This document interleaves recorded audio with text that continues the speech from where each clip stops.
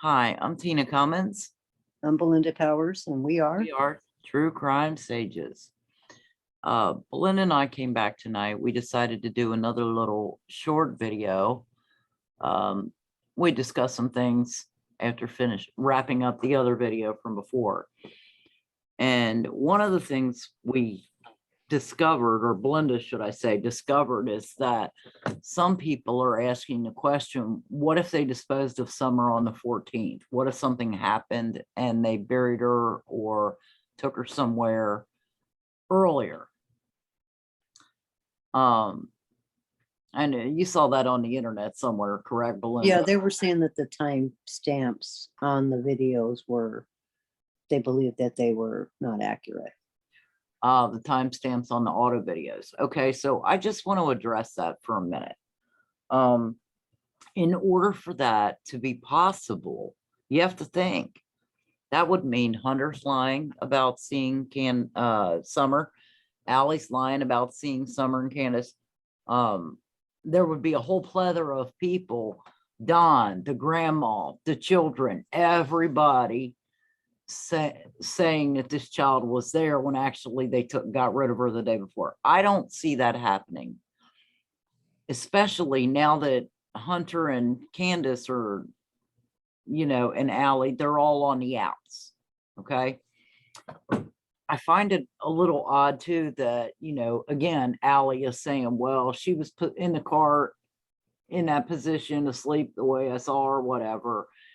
That girl didn't walk up to that car, in my opinion, but maybe she did. Either way, she claimed to have seen Summer the day before, or that day, the day she actually disappeared, which was June 15th. Hunter claimed to have seen her that day, went to the swimming hole. Not only that, they've got cameras all over that town. They went to Sonic, they went to the Happy whatever, the Happy Hippo, as far as I'm concerned, to, buy the twisted tea and the smokes. They went to the food shop. They went to the pharmacy. They're driving through the pharmacy at Walgreens twice, not just once, twice. The hospital. So all of these places, they have cameras. That child was with them that day. And I can almost guarantee you that she's in some of those videos. I'm sure the police, TBI and FBI went back to look at that. But you would have to think that all of these people were involved in a conspiracy. Am I wrong, Belinda? No, you are completely right on. In order for her to go missing before June 15th, when she actually went missing, you would have to believe that all these people are lying and that the cameras somewhere around town didn't see her.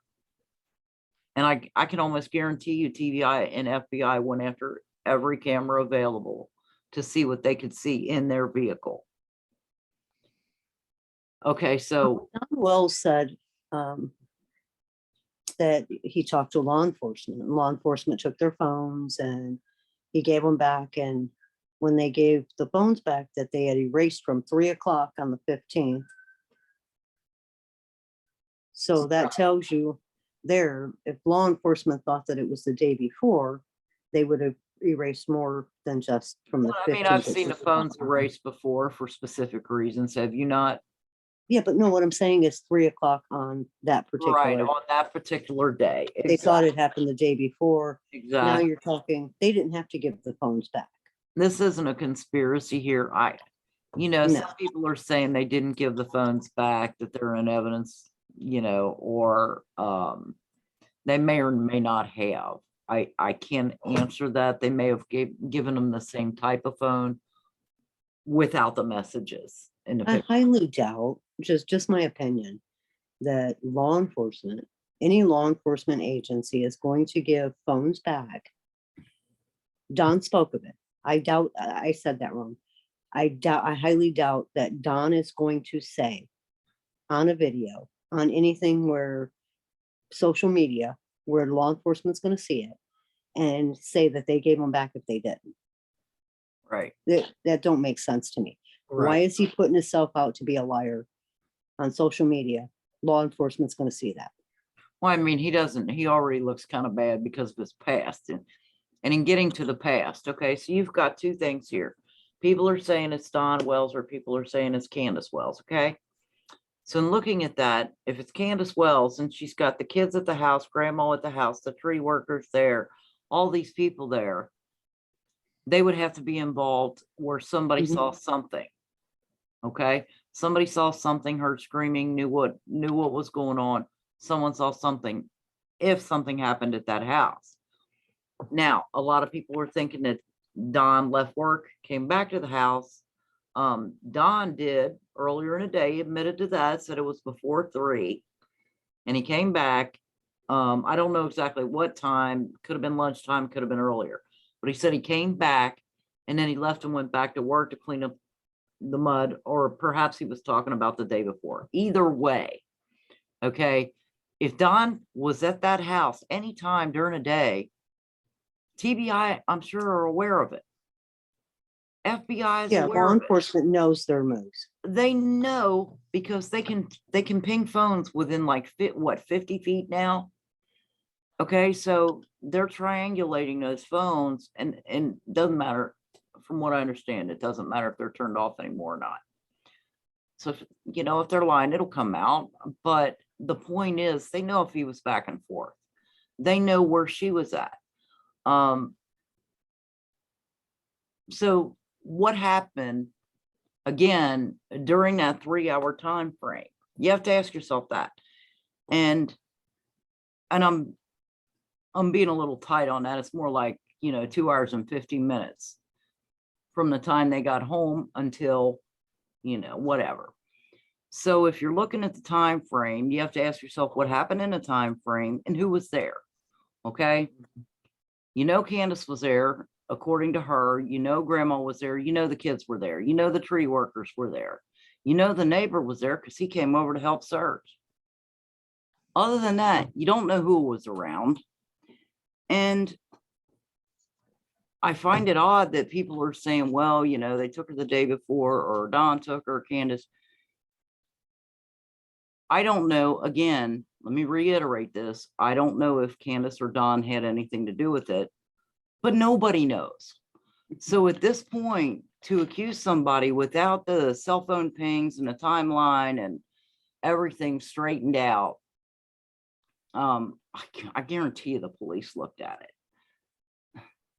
So to go and say that this is a possibility when it's not, when you don't know.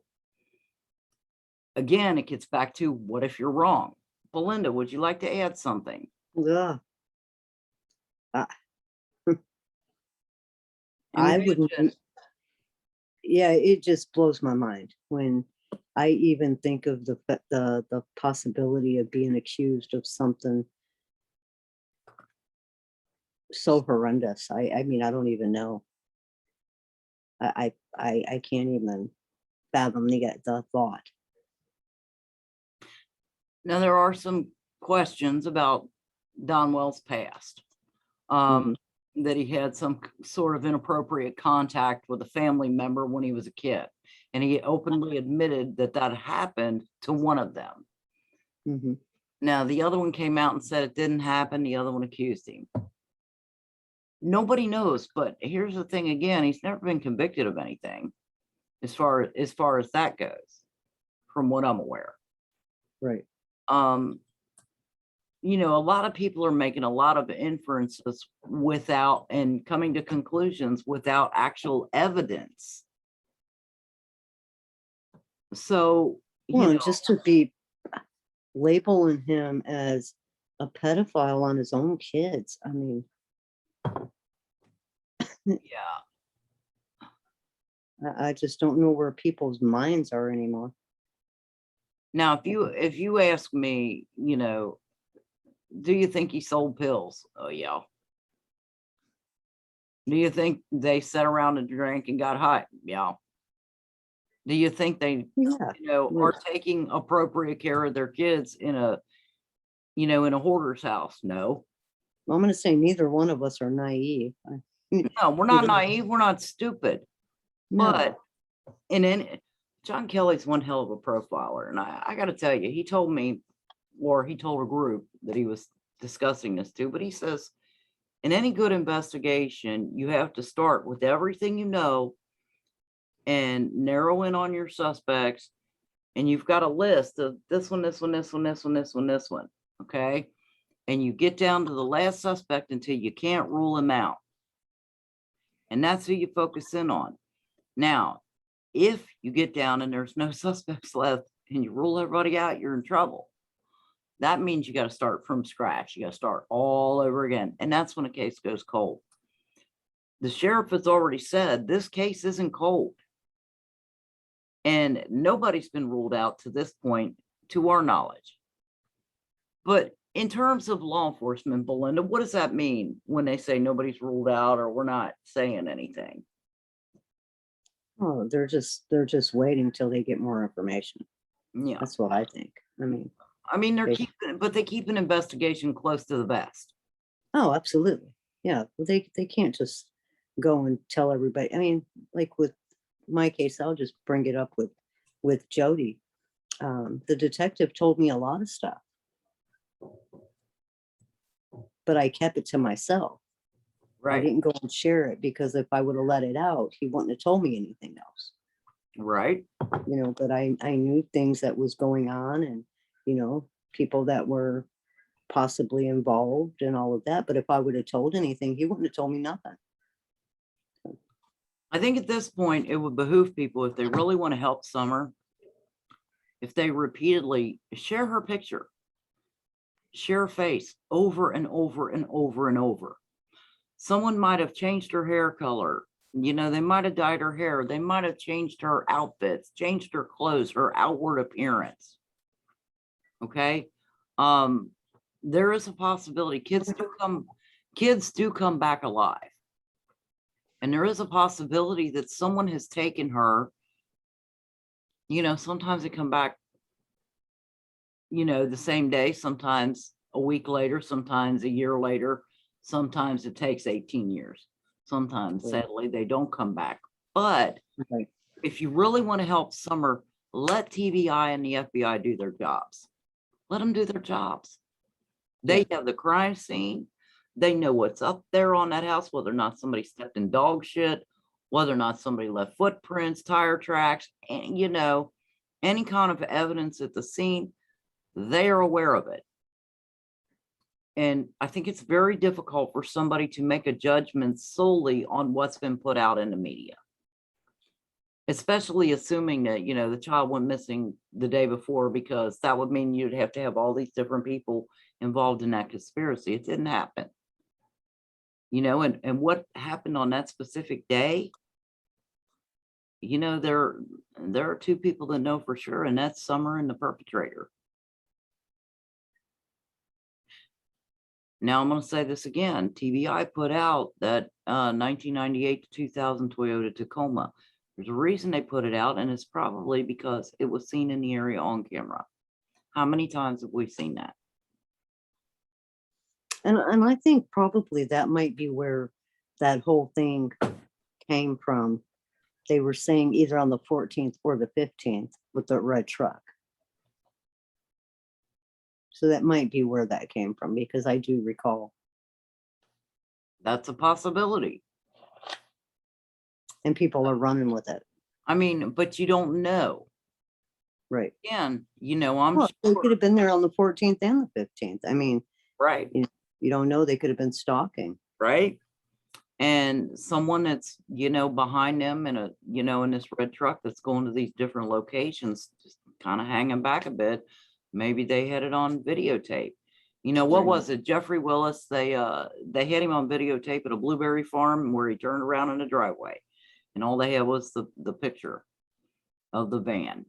And it took them how many years? 3 years before they, I mean, they narrowed in on him pretty early on, but then they kind of pushed him aside and then went back to him, started from the drawing board and went back to him again. So, you know, I just say at this point, let police do their job. And if you want to help the child, then share a picture, you know, keep her in your prayers. Prayers Yeah. work miracles. Keep it positive. Keep it more positive, you know, bring this child home. Let's bring this child home. Is there anything you'd like to add, Belinda? Hmm. Think that's about it. All right, on that note, folks, gonna say goodnight again. And we'll see you next time. Take care. Good night.